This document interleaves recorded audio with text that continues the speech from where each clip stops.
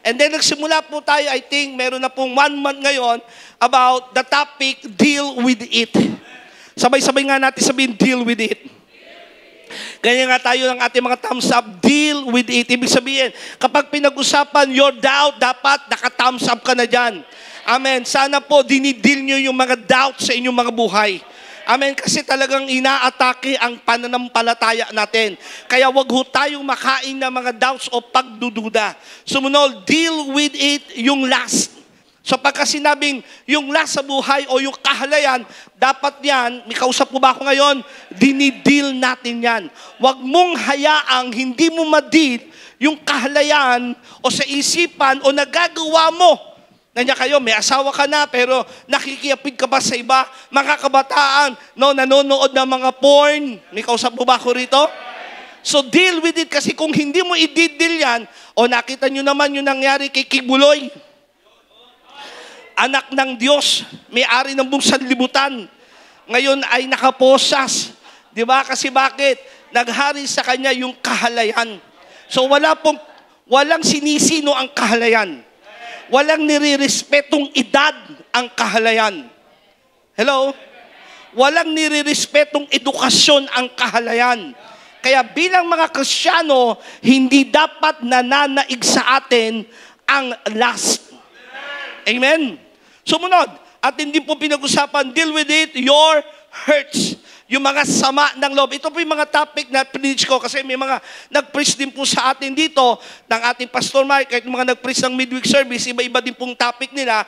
Pero sinasabi ko sa inyo, ito naman yung na-preach ko na mga nakaraang mga linggo kung saan kailangan din nating i-deal yung mga sama ng loob, yung mga tampo, yung mga nasaktan yung ating puso. Kasi pag hindi natin yung na-deal, nandiyan kayo, magbibigay sa atin yan ng matinding hadlang para yung pagkilos ng Diyos sa ating buhay ay hindi lubusang maranasan.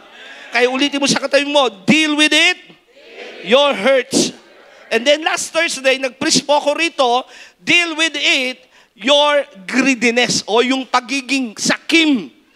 Okay, napakahalaga pong i-deal yan, sapagkat ang bagay naman na pag hindi mo na-deal ang greediness, yung blessing na dapat ibigay sa iyo ng Diyos ay hindi mangyayari kasi dahil sa pagiging sakim.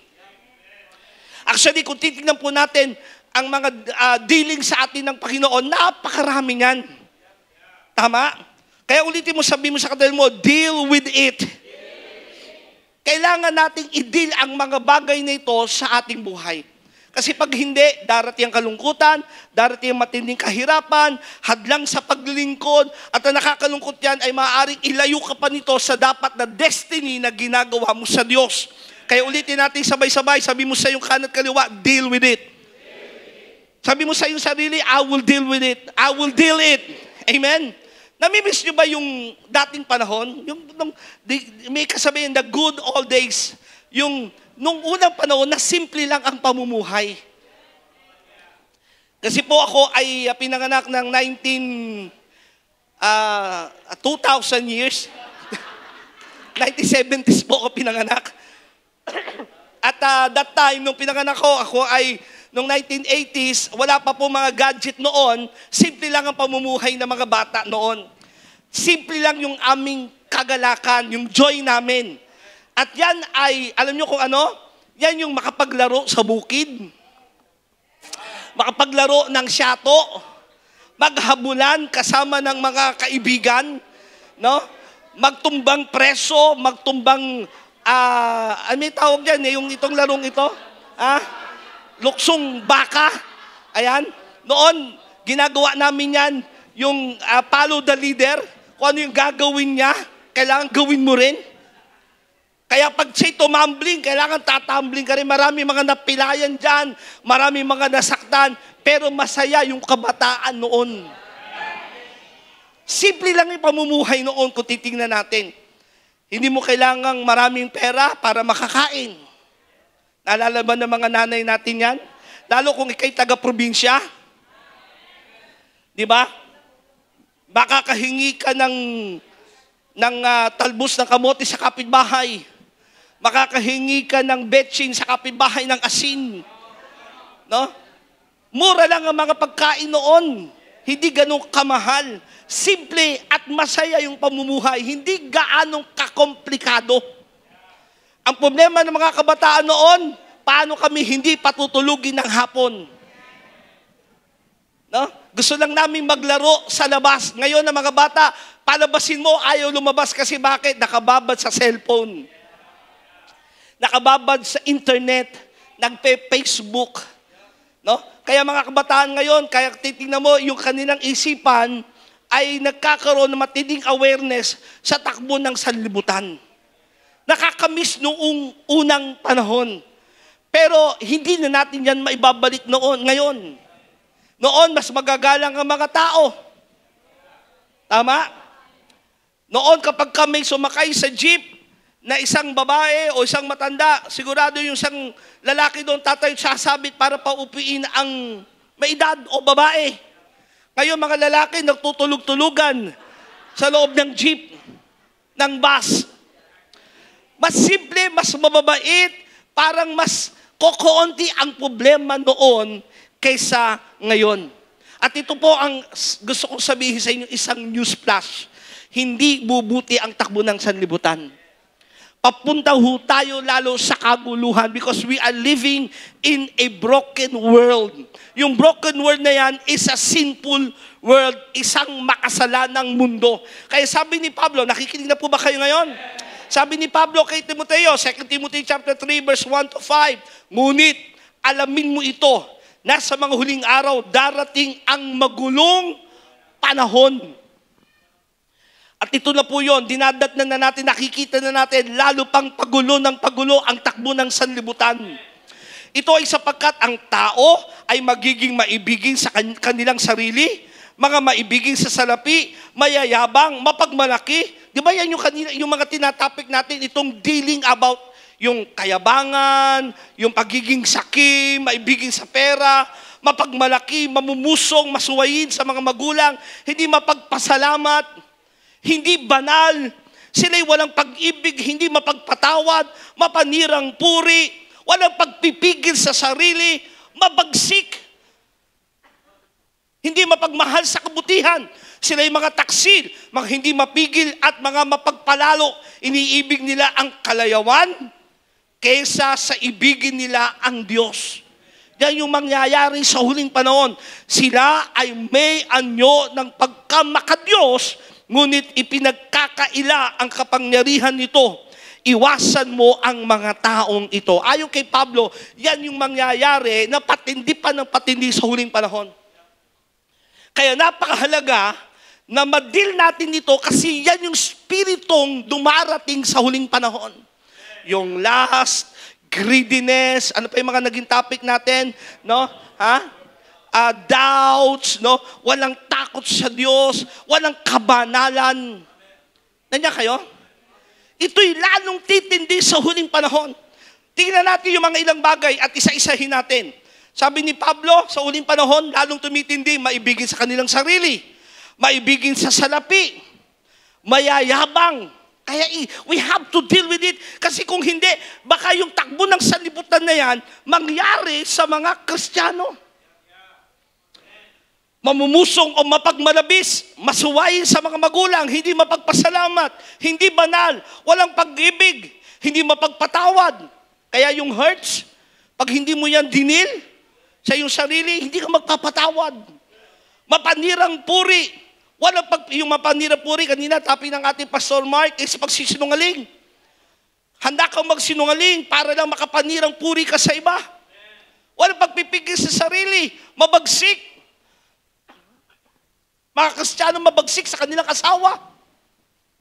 Hindi mapagmahal sa kabutihan. Sila'y mga taksil. Iniibig nila ang kalayawan kaysa ibigin nila ang Diyos. Kayang ipagpalit ang Sunday service dahil kailangan nila pumunta ng party-party. May kausap po ba ako ngayon dito? Kaya sabi mo sa katabi mo, kapatid, kinakausap ka ng Panginoon. Kasi kailangan natin itong i-deal. Amen. Sabi rito ni Pablo, ito'y nakakalungkot, may anyo ng pagkamakadiyos. Aba, kung titignan mo ito, hallelujah, praise God. Hello? Kaya magtaas ng kamay, kaya mag-hallelujah, kayang mag-pray, kayang mag-worship, pumupunta rin ng church. Hello? May anyo ng pagiging makadiyos. Ngunit ipinagkakaila ang kapangyarihan nito. Yung kapangyarihan ng banal na Espiritong magbabago sa kanila ay wala sa kanila. Kaya nung sabi ni Pablo, iwasan mo ang mga taong ito. Sabi sa kata mo, iwasan mo mga taong ito. So yung mga binabanggit natin na dapat nating i-deal, nandiyan ba kayo? Ay maaaring nakikita natin sa mga tao na pwedeng mag-influence sa atin, kailangang iwasan natin ang mga ito. Ulitin mo, sabihin sa katabi mo, iwasan mo. Ibig sabihin, pag makakasalubong mo sila at alam mong yan ang kanilang espiritu, huwag kang magko-compromise sa kanila. Iwasan mo sila. Ulitin mo, sabihin mo sa katabi mo, iwasan natin sila. Amen? You have to deal itong mga bagay na ito at madidil mo ito kapag iniiwasan mo sila. Marami mga tao, wala naman, yung mga kabataan lalo, mga 12 years old, 13 years old, walang kamuwang-muwang tungkol sa lust. Pero dahil may mga nakasama, hello, na maibigin sa mga bagay na makasanlibutan, nagkaroon sila ng awareness, hindi nila naiwasan. Ano nangyari? Nagkaroon ng transferring in the spirit. Kaya sabi mo ulit sa katabi mo, iwasan mo yung mga taong yan. Hello? Makakasama mong greedy, walang pagmamahal sa pagbibigay, pagtulong sa kapwa. Lagi iniisip yung pangsarili. At yun yung mga kasama mo, mangyayari, magiging maramot ka rin. Hindi ka rin magiging mapagbigay. Kaya yung sinasabi ni Pablo, ito yung mga bagay na problema na darating sa mundong ito, kailangang iwasan mo ang mga taong ito. Ngayon, minsan, ganito tayo, magaling tayo magturo sa iba. Siguro si ganyan yan. Anak, sabi na nga siya talaga yan. Ganun ba kayo? Minsan, naisip nyo, tungkol sa last, ako, si ano nagbigay sa akin yan. Tungkol sa pagiging greedy, ay, si ano yan. Maramot talaga yun eh. Pagdating sa mga sama ng loob, galit, tampo, ay, si ano yan, si ganyan yan. Magaling tayong magturo ng iba, pero pinag-usapan natin dito, tayo ang dapat i-deal. Amen. Huwag ka nang magturo sa iba, kundi ikaw mismo ay kinakausap ng Diyos, baka kailangan mong i-deal ang mga bagay na ito. Sabi mo sa katabi mo, deal with it. Yes, iwasan natin mga taong yon, pero mahirap iwasan ng sarili. Parang wala na akong kausap ngayon ah. Hello? Mahirap pa kang iwasan yung mga kasalanan iyan, yung mga mangyayari sa huling panahon, kung ikaw mismo sa sarili mo may ganyang bagay at hindi mo ito pinadidil. Huwag ka nang magturo sa iba. Yes, nandyan yan, kaya iwasan mo sila. Paano kung ikaw yung mayroon? Kailangan mo itong i-deal. Ang tawag po sa mga problemang ito na pwede natin tingnan, yung mga nabanggit natin, the issues of life. Mga problemang talagang dumarating, mga bagay na hindi maiwasan na meron sa mundo. Nandiyan kayo? Kaya sabi ng Bible, para po maiwasan natin, ma-deal natin itong mga issues of life na ito, sinabi ng pinakamatalinong hari o nabubuhay na tao sa Biblia ay si Solomon. Sabi niya sa Proverbs chapter 4 verse 23, guard your heart above all else, for out of it are the issues of life. Sabi nga natin basahin, 1, 2, 3, go. Guard your heart above all else, for out of it are the issues of life. So yung mga issue na yon, greediness, lust, pride of life, no? Pagnanasa mga bagay na makasanlibutan, nakikita natin nangyayari yan, minsan naapektuhan din tayo, at minsan magaling tayo magturo sa iba, pero may problema pala ay tayo, bakit yaan ay naglumalabas lamang, nangyayari dahil hindi mo nabantayan ang iyong puso.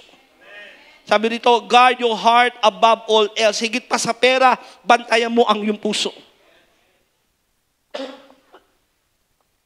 Higit pa sa kayamanan mo, bantayan mo ang iyong puso.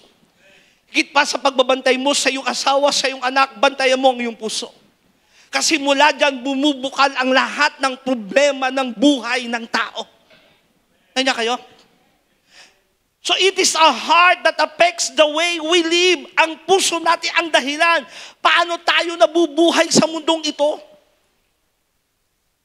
Ikaw ba ay lalakad na maging makasunod sa Diyos? Lalakad ka ba ng may kabanalan? Susunod ka ba sa kalooban ng Panginoon? Ang issue niyan ay puso. Mark chapter 7 verse 21 to 23. Sapagkat sa loob, sa puso ng tao, nagmumula ang masasamang isipang nag-uudyok sa kanya upang makiapid. Diba yan yung last? Magnakaw. Pumatay. Alam niyo, hindi porket kayo ay, yung pagpatay, hindi lang yung nanaksak ka, nakabaril ka, namatay. Minsan dahil sa galit at buot na meron ka, ay katumbas na rin ng pagpatay. Mga lunya, mag-imbot, gumawa ng kasamaan tulad ng pandaraya, kahalayan, pagkainggit, paninirang puri, pagmamayabang at kahangalan. Verse 23, ang lahat ng ito ay nanggagaling sa puso at ang mga itong siyang nagpaparumi sa Kanya. That time may issue ang ibang mga Saduceo at mga Pariseo sa ating Panginoong Hesus sa Kanyang mga alagad. Nakita ng mga Pariseo sa Saduceo kumakain ng Kanyang mga alagad na nagkakamay, hindi na ito naghugas ng kamay. That time, bago kumain mga Hudyo, ito ay tradisyon nila na maghuhugas muna sila ng kamay bago kumain. Sinabi ng mga Pariseo sa Panginoong Hesus, Panginoong Hesus, ganyan ba kayo magturo sa inyong mga alagad? Hindi nyo na sinusunod kung ano yung tradisyon na inuutos ng Biblia. Sabi ng Panginoong Hesus, kayo mga ipokrito. Ang nagpapormi sa tao, hindi yung pumapasok sa Kanya, kundi yung lumalabas sa Kanya. At lahat ng karumihang iyon na lumalabas sa tao ay mula sa Kanyang puso. Kaya ang issue ng problema natin, ikaw sa po ba ako rito?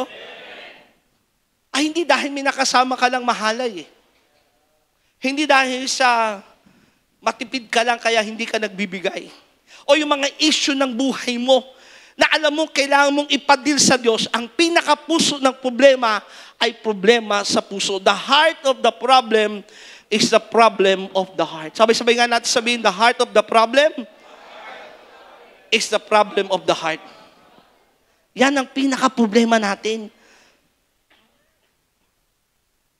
Sabi mo sa katabi mo, yan ang pinaka-problema. Puso ang pinaka-problema. Yan yung issue. Hindi dahil sa anumang bagay, kundi ang pinaka-problema natin, pag hindi natin nabantayan ang ating puso. Luke chapter 6 verse 45.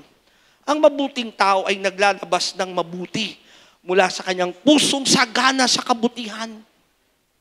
Pag mabuti ang puso mo, sagana ka sa paggawa ng kabutihan. Samantalang ang masamang tao naman naglalabas ng masamang mula sa kanyang pusong tigib ng kasamaan. Sapagkat kung ano ang nag-uumapaw sa puso, ay siyang sinasabi ng labi. Kaya pala kwento ka ng kahalayan at tawa ka ng tawa sa kahalayan kasi yan yung laman ng puso mo. Kaya pala maramot ka at hindi ka makapagbigay. Ikaw po, alam mong hindi sa'yo yan, nangungunbik ang Diyos sa'yo. At ang sinasabi ko, ayoko muna kasi ang church, hindi ko alam kung saan nila ginagamit ang pera. Ang totoong may issue niyan, puso mo.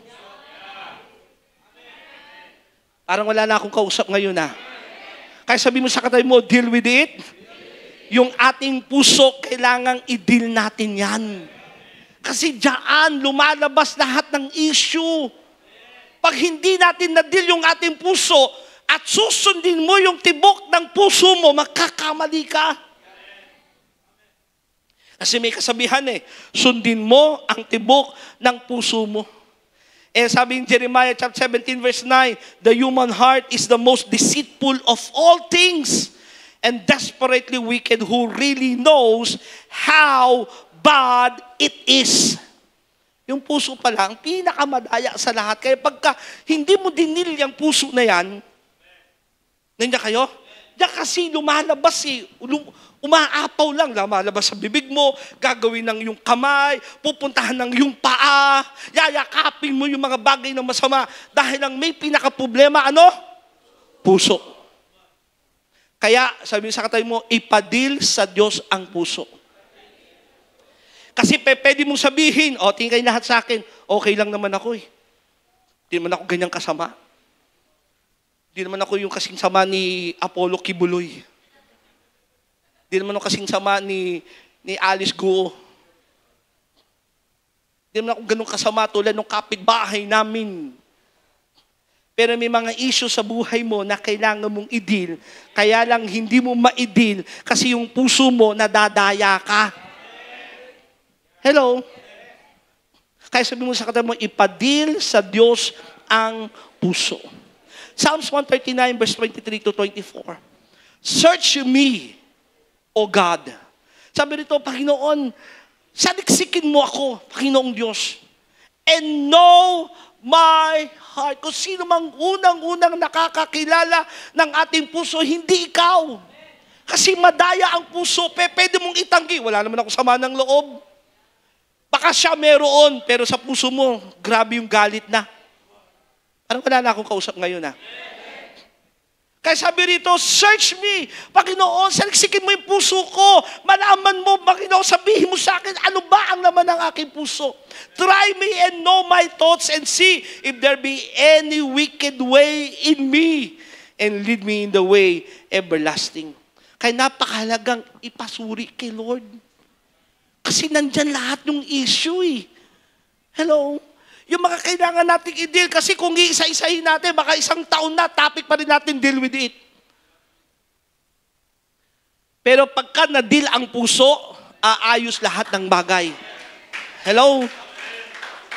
Ipadil, sabi sa kanila, ipadil mo yung puso mo. Hindi ikaw, kundi ang Diyos ang magdidil niyan. Matigas ang puso mo, ayaw mong i-correct. Pag nagpipreach at tatamaan ka na, iwas ka ng iwas. Gusto mong tamaan yung nasa likod mo. Sabihin mo sa katay mo, sikuhin mo ng malakas ikaw ang kinakausap ni Lord ngayon. Kasi may mga issue ka. Hello, may mga issue ka na kailangan mong i-deal. Amen? Mayabang ka. Hello, ayaw mong magpaturo. Ikaw yung taong si Google, alam mo na ang lahat. Pag tuturuan ka, ayaw mo, kailangan ikaw magtuturo. Hello? Hindi po paramihan ng alam, kaya gaganda ang buhay mo sa Diyos eh. Kundi ang labanan lagi, puso. Ang tinitignan ng Diyos ay ang puso. Ang nakakatakot, pag hindi mo ipinadil ang puso mo, ulitin mo sa katabi mo, sikuhin mo nga naman lang sa mo, ipadil mo yung puso mo.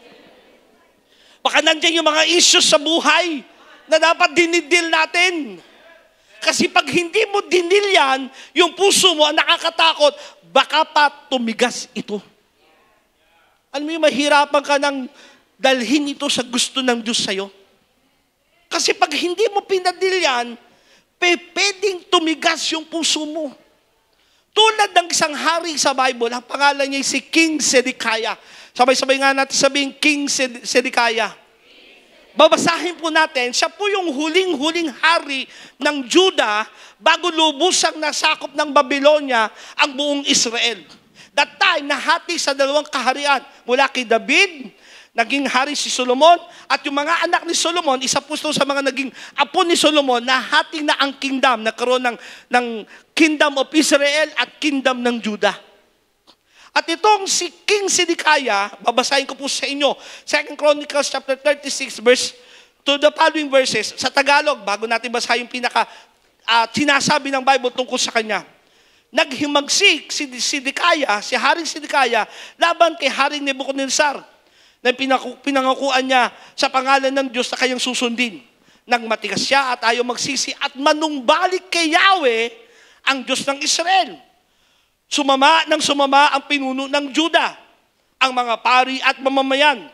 Tinularan nila ang kasuklam-suklam na gawain ng ibang bansa, pati ang templo sa Jerusalem na inilaan ni Yahweh para sa kanyang sarili ay kanilang nilapastangan. Pati church nilapastangan na nitong haring ito. Pinayagan niya kung ano-ano mga kalapastanganan sa loob ng simbahan. Gayunman, dahil sa habag ni Yahweh sa kanila at sa pagmamalasakit sa kanyang templo, nagpatuloy siya sa pagpapadala. Listen ha. So ito na nangyayari sa panahon ni King Zedekiah. He was 25 years old nung maging hari siya. At sa panahon ng kanyang paghahari, 15 years ng kanyang paghahari, pinayagan niya yung mga pagsamba sa Diyos-Diyosan, nagkakaroon ng sex sa loob ng church. In Jesus' name, I pray, I rebuke that spirit. na hindi mangyari yan sa panahon natin ngayon. Kasi I believe nagbababala naman ng Panginoon eh. Anong ginawa ng Diyos sa habag niya, sa kanyang bayan? Ang sabi rito, patuloy siya nagpapadala ng mga sugo upang bigyan sila ng babala. Tulad ng may pupuntang isang propeta, may magsasalita sa kanila, sa kanilang ginagawa. Ngunit, anong ginawa ng haring ito? Hinahamak lamang nila ang mga ito. Pinagtatawanan ang mga propeta at binabaliwala ang mga babala ng Diyos. Pinagtatawanan nila. Pag pinag-usapan ng kabanalan, pagtatawanan nila. Hello? Kaya pag ang topic, kabanalan, please lang, huwag natin pagtawanan yan.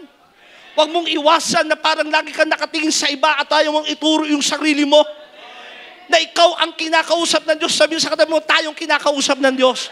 Kasi kailangan i-deal natin ito. Kung hindi, baka tumikas yung puso natin. At pag may babala, anong sabi dito? Imbis na tanggapin, kanilang pinagtatawanan. Ngunit nahamak lamang nila mga ito, pinagtatawanan ng mga propeta, binabaliwala mga babala ng Diyos. Dahil dito'y umabot sa sukdulan ang galit ni Yahweh ng kanyang bayan, sa kanyang bayan, at hindi na sila makaiwas sa kanyang pagpaparusa. Tandaan nyo ito. Kapag binibigyan tayo ng pagkakataon ng Diyos na magsisi ka. Sabi mo sa katayo mo, pag binibigyan tayo ng pagkakataon ng Diyos, magsisi. Pag binibigyan ka ng pagkakataon ng Diyos, mag-repent. Kasi pag dumating na yung hatol ng Diyos, wala makakapigil. Sabi rito, dahil dito, ginamit niya ang hari ng Babylonia upang patayin sa tabak maging sa loob ng templo ang kanilang mga kabataan. Wala itong iginalang, binataman o dalaga, kahit ang matatanda, pinaubaya sila ng Diyos sa kapangyarihan ng hari. Lahat ng kagamitan, malalaki, maliliit sa loob ng templo ni Yahweh, pati ang kayamanang naroon, gayon din ang mga, ang sa hari, mga opisyal nito ay dinala sa Babylonia. Sinunog nila ang templo, winasak ang pader ng Jerusalem, at ang malaking gusalit, mahalagang ari-arian doon ay sinunog din. At ang lahat ay iniwan nilang wasak. Alam yung pinakadulo ng kwento ni King Zedekiah? Kinuha siya sa Babylonia, tinali siya, at ibinalanggo hanggang siya'y mamatay doon sa bayang hindi dapat siya nandoon. Why? Anong sabi ng 2 Chronicles 36 verse 16? Steep his neck and harden his heart against turning to the Lord. May babala, nagpapadala ang Diyos ng propeta. Sinasabi, ito ginagawa nyo dyan. Ito yung nangyayari, nilalapastangan nyo ang gawain ng Diyos. Kaya babala sa mga naglilingkod sa Diyos. Hello? Nagwo-worship kayo, tumutugtog kayo, kumakanta kayo, sumasayo kayo, pero pinaglalaruan nyo ang kabanalan. Babala! Pag hindi nyo binago, di natin binago ang ating puso, ang kahihinat na niya ay kahihiyan. Pagkawasa, kaya kailangan i-deal natin ito hanggat maaga. Hello? Huwag sabihin sa kanya, huwag mong pagmatigisin ang iyong puso. Kasi minsan ganyan tayo eh. Pag mabigat ang Word of God, ayaw mo na natin aminin. Pero sabihin natin, Lord, ang isip ng ibang ganito, sa pag-uwi na lang ng bahay, kakusapin ko si Lord. Ayoko mapahiya sa church. Minsan ang tinitingnan natin, integridad natin, pero totoo, sa minsan tayo mo, wala kang integridad. Wala tayong pagmamalaki. Lahat tayo makasalanan. Lahat tayo nagkulang. Kaya napakahalaga, salamat sa biyaya ng Diyos, si Jesus ay dumating sa atin, nabatay sa krus ng Kalbaryo. Ngayong inaayos tayo ng Diyos, sabi sa katabi mo, magpaayos ka. Kasi may babala ang Diyos. Huwag mong hayaang tumigas ang puso mo sa babala ng Diyos. Hello? Pag tumitigas ang iyong puso, hindi ka na makapag-worship sa Kanya. Pag tumitigas ang iyong puso, wala ka nang mapakinggang Word of God. Hello? Pag matigas ang iyong puso, ito sabi ng Proverbs 16 verse 5, New International Version, the Lord detests all the proud of heart. Be sure of this, they will not go unpunished. English Standard Version, everyone who is arrogant in heart, mayabang yung puso, matikas ang puso, is an abomination to the Lord. Be assured, tinitiyak ng Bible, He will not go unpunished. Ang Biblia sa Tagalog, bawat palalo sa puso ay kasuklam-suklam sa Panginoon. At sila'y tiyak na paparusahan. Ay sabihin sa katabi mo, deal with it. yung mga issue mo sa buhay, mga kasalanan, mga bagay na sinasabi sa iyo ng Diyos bago pa tumigas ang puso mo. Bandang uli, ayaw mo nang maniwala, ayaw mo nang makinig. Hello? Ikaw sa mo ba ako rito ngayon? Bandang uli, kinain ka na ng kahinaan mong yan. Hindi ka na makaiwas. At ang daming nasirang pamilya, relasyon, calling, destiny. Dahil hindi nagpadil. Ang dami ko na nakita sa tagal kong paglilingkod sa Diyos. Dahil sa nakita ko mga pastor, mga manggagawang hindi nagpadil. Dating maiinit sa Diyos, dating naglilid, dating nangangaral, dating ginagalang, ngayon wala na. Pinakakalungkot dyan, hindi naman lang yun eh. Pati yung relasyon nila sa Diyos ay nawala. Matthew 13 verse 15. For the hearts of these people are hardened, and their ears cannot hear. Hindi ka makarinig. Sinasabi sa'yo, anak, gagamitin ng magulang mo, anak, huwag ka munang magpaligaw, huwag muna kayong magrelasyon. Wala na, matigas ang, ayaw mo na makinig. They have closed their eyes, hindi mo na nakikita yung ginagawa nyo. Kasuklam-suklam, maling-mali, pero in-embrace nyo na lang. Wala naman kasi nakakakita eh. Dalawa lang kayo sa kwarto, wala nakakalam. Ay? Hello?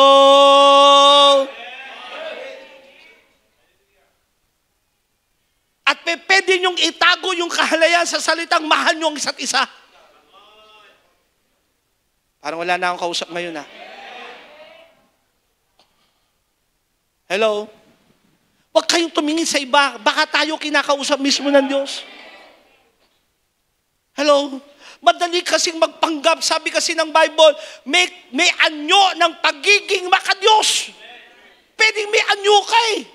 Kaya mo nga magturo, mag-preach, magpalakas. Kasi hindi naman anointing mo yan. Ng Diyos yan eh. Kahabagan ng Diyos yun eh. Pero iba ang anointing, iba yung paggamit ng Diyos sa'yo. Doon sa ikaw ay approve sa Diyos. Alam niyo, mas maganda yung approve ka kay Lord eh. Kaysa sa ang tingin sa'yo ng tao, anointed, magaling, mahusay.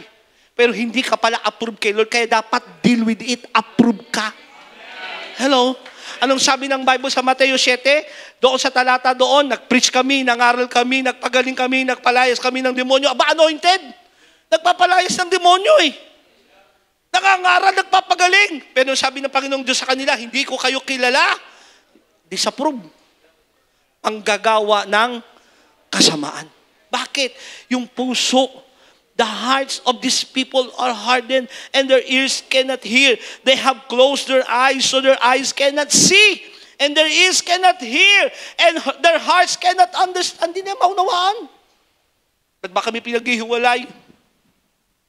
Yes, teenager pa lang kami, 14, 15, pero mahal na namin ang isa't isa.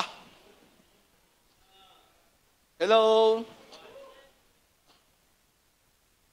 Hindi nila maintindihan. And they cannot turn to me. Alam niyo ba yung turn to God? Malaking bagay yun yung alam mong kaya mong humarap sa Kanya. You can turn to God. Hindi nagwo-worship ka pero parang bato yung sinasamba mo. Nasa loob ka ng church pero parang nagpe-perform sa'yo ang mga taong nasa harapan mo. Kaya mong sumabay ng awit pero alam mong hindi umaabot sa trono ng Diyos. Huwag tayong maging religious people. Parang wala na akong kausap ngayon ha. Sabi mo sa katabi mo, huwag kang maging religious people. Huwag kang maging religious na pagsamba, pag-awit, pagpunta ng simbahan ay isang obligasyon lamang. Pero paglabas natin, wala yung pagiging tunay nating Kristiyano. Bakit? Yung puso natin, hindi natin pinadidil kay Lord. Kaya sabi dito, they cannot turn to me and let me heal them. Ang solusyon talaga eh. Sa issue ng buhay, ang solusyon sa mga problema natin na hinaharap ng mga kahinaan, ay ang Diyos. Siyang magpapagaling sa atin. Siya ang magpapalaya sa atin. Siya ang mag-ihil ng sugat mong puso. Siya ang magpapalaya sa mga masamang kaisipan. Siya ang magpapagaling. Pero pag pinatigas mo yung puso mo, hindi naman ako yan eh. Yan ang isang deceiving ng kaaway. Magpapadala si Lord ng babala sa'yo, ayaw mo naman. Hello? Mangangaral sa'yo pero sarado tenga mo. Sarado mata mo. Hello? Proverbs 29 verse 1. Pagka pinagpatuloy mo yan, a man who hardens his neck after much reproof will suddenly be broken beyond remedy. Ano ibig sabihin ng beyond remedy? Wala ng pag-asa upang ikaw ay umayos. Sinasabi ko po sa inyo lagi, di ba? Natanggap ko kay Bishop Boy Ramos, sinasabi ko naman sa inyo, kapag ang kamay ng Diyos, habang hindi pa ito nakaumang, pare kay paluin, pwede pag dumating ang kahabagan sa iyo ng Diyos. Pero ang kamay ng Diyos, kapag inumang na niya, pare ikaw paluin, wala na makakapigil doon. At marami mga tao dumating na ang hatol ng Diyos sa kanila. Bakit? Yung panahong nandoon ka sa kasalanan, kinakausap ka ng Diyos, hindi ka nagpadil. Kaya ulitin mo sa katabi mo, deal with it. Bago tumigas ang iyong puso. And deal with it. Ipadil sa Diyos ang puso bago pa ang consequences. Magbubunga at magbubunga yan. Kahindik-hindik, nakakatakot ang maaaring magbunga. Hello? Maging bunga ng bagay na hindi mo pinapadil sa Diyos. Simula lang yan sa pagpipling-pling. Ay, lahat na ng mga bagay. Simula lang yan sa, una, kaya mo mag-tithe, kaya mo magbigay, kasi isa-isang daan lang. Ay, pinagpapala ka na ng Diyos. Malakihan na. Isip mo ba, pang cellphone na to, ha? Hello? Simula lang yan sa tampo-tampo, pag nakakasulbong kayo, umiiwas ka sa kanya. Hello? Simula lang isang malilit na bagay. Pero pag hindi mo pinadil yan, lalaki yan, kakainin ka yan, at yan yung mag-ahari sa buhay mo, ang kasunod niya yung consequence. Ang daming kwento sa Bible dahil hindi sila nagpadil sa Panginoon. Nangusap ang Diyos sa kanila, nagsalita ang Diyos sa kanila, ngunit hindi sila nagpadil, may consequence. Ang kasalanan, parang credit card. Enjoy now, you will pay later. Si Bishop Boy Ramos, nung bago siyang mamatay, nagkaroon siya ng matinding sakit. No? Kasi sa kanyang diabetes, pagiging diabetic ho siya, nagkaroon ho siya ng sakit sa kanyang kidney. Nagkaroon siya na kailangang i-dialysis siya. So, nung panahong dinadialysis na siya, siguro ilang buwan na lamang kukunin na siya ng Diyos. Habang nandun siya sa dialysis center, na in-injection na siya, kinukuha na siya ng dugo, kasi nililinis yung dugo pagka dialysis eh. Nangusap ang Diyos sa kanya. Sabi niya doon sa kanyang kasama, isang manggagawa, kuha mo ko ng papel. May pinasasabi ang Diyos sa akin. Sinulat niya. Siya mismo yung nagsulat, itong babasahin ko sa inyo. At ang tawag niya rito ay babala sa lahat ng mga naglilingkod sa Diyos. Ito sabi ni Bishop Boy Ramos. Pakinggan niyo po. Huwag mong hangaring pumasok sa bitag ng kasalanan. At huwag mong laruin ang kasalanan na alam mo sa sarili mo'y walang nakakaalam. Sa bitag na ito ng kaaway, pag nahulog ka, sa umpisa kala mo ito'y kaligayahan. Subalit magsisimula sa buhay mo, pinakamalungkot na kasaysayan. At ang dulot nito sa iyong sarili ay kahihiyan, galit, pagkawasak ng pamilya, kinabukasan at ministeryo. Kaya habang maaga pa, ipadil mo na. Sabi sa kanila mo, habang maaga pa, padil ka na. Padil ka na. Matitigas na yung puso mo, padil mo na yan. Hello? Hindi ka na umiiyak kay Lord, padil mo na yan. Kasi mas nananag na yung kasalanan. Hello? I pray kinakausap tayo ng Diyos ngayon. Kasi wag mong hayaang tuloy-tuloy sa'yo yan. Dati naman, isang word of God lang, nag-response ka na kay Lord. Ngayon, ilang preaching na. Sino pa bang hinihintay mo mag-preach sa'yo para mag-umoo ka? Hello? Babababang sang anghel at mangangaral sa atin. Hindi papayagan na ng Diyos yun eh. Anong sabi nung isang mayaman na punta doon sa kaparusahan at itong si Abraham itong si Lazaro ay naki Abraham? Sabi nung mayaman, mahal na Abraham, pwede bang ipadala nyo ang mga anghel para ipangaral na may impyerno nga? Sa mga kapatid ko, na baka mapunta rin sila dito sa kalagayan ko. Anong sabi ng amang Abraham, nandun na mga sinulat na mga propeta. nandun na ang Biblia. Hello? Nasa atin na eh. Kaya sabi rito ng ating apostol na si Bishop Boy, kaya habang maaga pa at alam mo tinutukso ka ng kaaway, magsimula kang manalangin, mag-ayuno at humingi ka sa iyong pamilya na lubusan kang ipanalangin. Hello? Pastor, pamilya ko hindi pa Kristiyano. Tayo, pamilya tayo rito eh. Hingi tayo ng panalangin sa ating mga kapatiran. Pero kung kasama mo naman sa church ang iyong pamilya, natutukso ka sa kasalanan, sabi mo sa asawa mo. Sapagkat napakahirap lumabas sa atake ng kaaway kung di mo gagawin na magsisi at magsimulang iwasan ng panunukso ng kaaway na si Satanas. Lagi mong alalahanin. Sabi sa katay mo, laging alalahanin. Sabi ni Daddy Bishop, ang resulta ng kasalanan ito, alalahanin mo yung resulta. At ito ang babalako sa lahat ng mga naglilingkod sa Diyos. Hello? Si Bishop Boy, naranasan din niyang tuksohin. Inamin niya sa akin mismo. Nak, sabi niya sa akin, merong isang babae, gusto ng counseling, pinapupunta ako sa hotel niya. Dumating din ang tukso sa kanya. Walang tao kasing hindi tinutukso eh. Hello? Walang tao hindi nasasaktan. Hello? In some point of our life, na-hurt tayo. In some point of our life, nagkaroon tayo ng doubt. Nakapagsinungaling tayo. O ano bang mga issue ng buhay. Pero ano kailangan mong gawin? I-deal mo ito. Hayaan mo ang Diyos, yung puso mo, huwag mo hayaan tumigas. Hello? At kainin ka ng kasalanan ito. At ang sabi ni Bishop Boy, sa dulo niyan, kahihiyan, pagkawasak ng pamilya, no? Kaguluhan. Kaya ipadil sa Diyos ang puso. Sabi sa katabi mo, ipadil sa Diyos ang puso. Ulitin mo, sabihin mo sa iyong sarili, ipadil sa Diyos ang puso ko. Ano ba yung nilalaman yan? Kasi diyan maglalabas eh. Malalaman mo ano laman ng puso mo, kung ano ginagawa mo, kung ano sinasabi mo. Ipadil sa Diyos ang puso. Last verse. Ezekiel chapter 36 verse 26. Good News Translation. I will give you. Pagka pinadil natin kay Lord yung puso natin, sinabi natin, Lord, ayusin mo ako. Panginoon, papakumbaba ako sa iyo. Sabi ng Panginoon, I will give you a new heart and a new mind.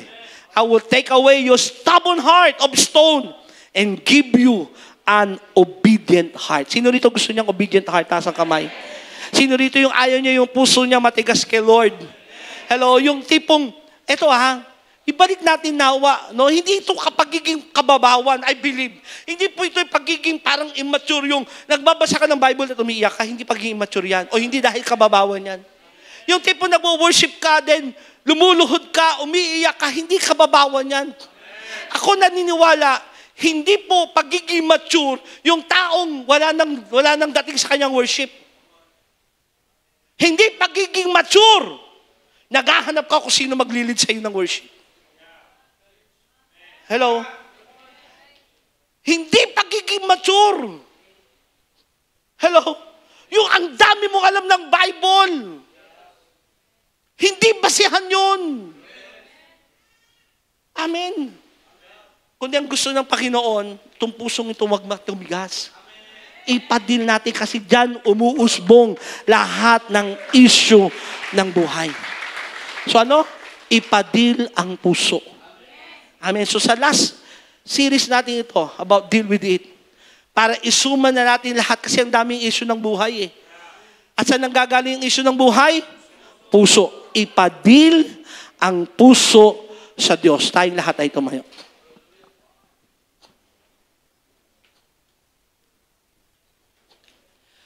Mahalagang tanong, kamusta na ang puso mo sa Diyos? Nag-response pa ba yan sa Diyos? Inuulit ko, tingin kayo lahat sa akin.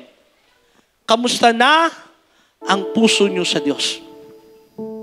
Huwag mo hayaang patigasin ka ng kasalanan.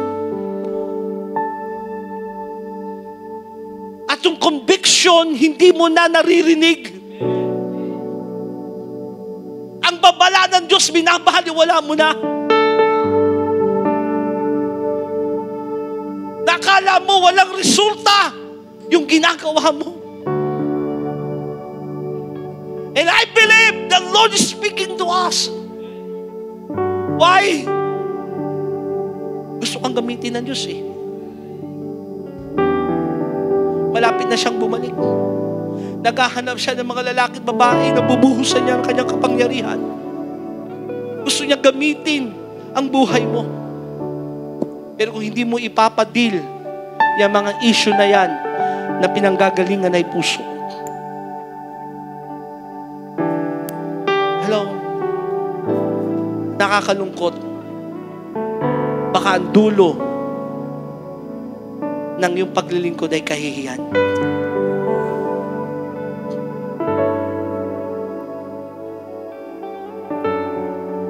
So ngayong oras na ito, as the Lord is speaking to us, allow Him, tayo lahat ay pumikit. Huwag ka na tumingin sa iba.